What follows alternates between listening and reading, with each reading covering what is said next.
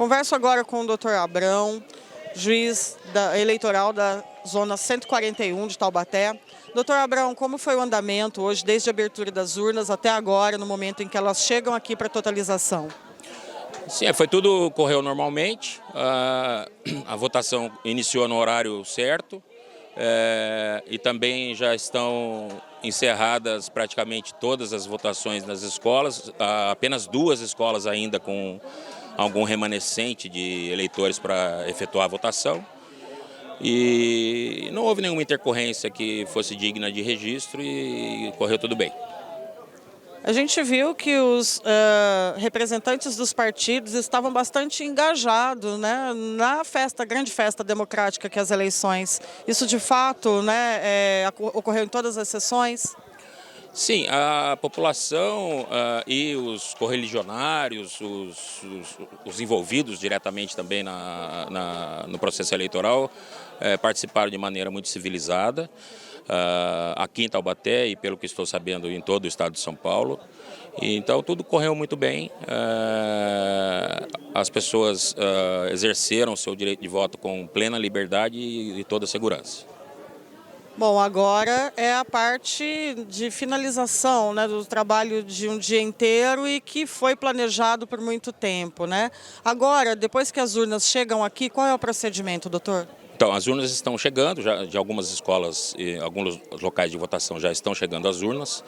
Elas vão ser encaminhadas ali para dentro, os materiais com os resultados vão ser retirados das urnas e transmitidos eletronicamente para o TRE, o Tribunal Regional Eleitoral de São Paulo, e o TRE retransmite para o TSE, que vai totalizar no final da votação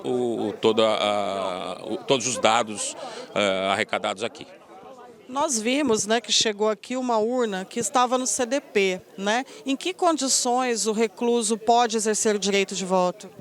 O preso que é preso provisório, ou seja, que ainda não tem condenação transitada em julgado, se ele quiser se habilitar para votar, ele informa antes para o juízo, o diretor da cadeia onde ele está, do CDP no caso, informa para nós a quantidade de presos que há e a Justiça Eleitoral envia uma sessão para o local, com mesários indicados pela OAB, e eles votam em total tranquilidade também.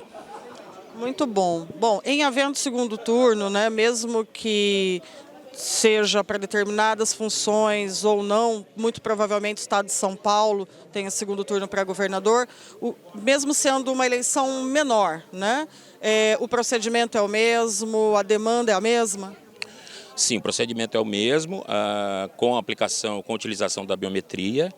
Mas a diferença que vai haver é que, como serão apenas 2 cargos, se for o caso, se segundo turno houver para governador e para a presidência, isso diminui o tempo de votação.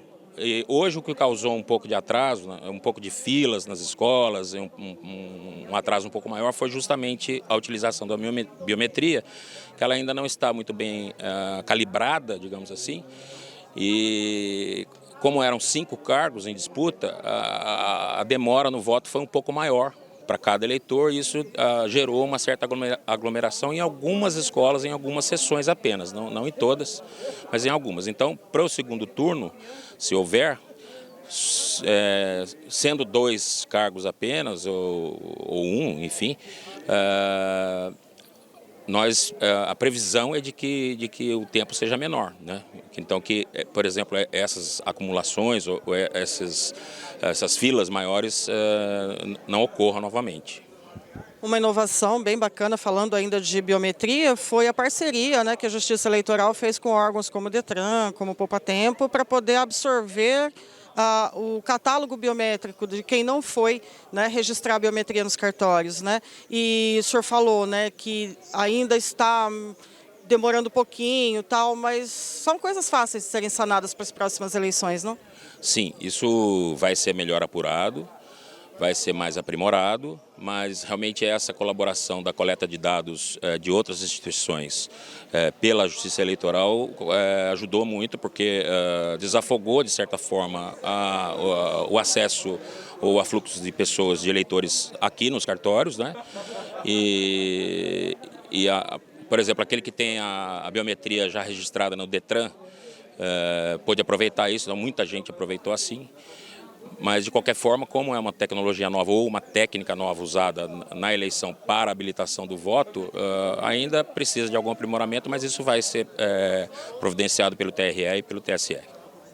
O interessante é que o comparecimento nas urnas foi bastante significativo, né? Pelo que podemos perceber, não teve tanta abstenção quanto campanhas de fake news e outras coisas que acabam atrapalhando o processo eleitoral.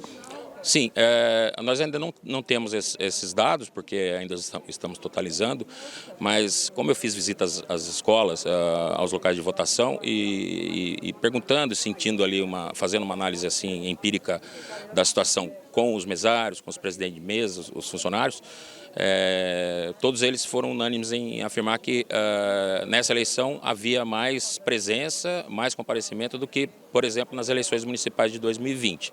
Também talvez porque em 2020 ainda houvesse a questão da pandemia, né? Mas de qualquer forma os eleitores compareceram de forma bastante satisfatória, sem muita abstenção, pelo menos aqui. Doutor Abrão, muito obrigado, né? A gente ainda tem uma jornada pela frente até a totalização dos votos, né? Um bom dia, um bom final, né? De dia para o senhor, e estaremos aqui à disposição da Justiça para tudo que for necessário. Agradecemos a atenção. Tá bom, muito obrigado. Boa noite para vocês.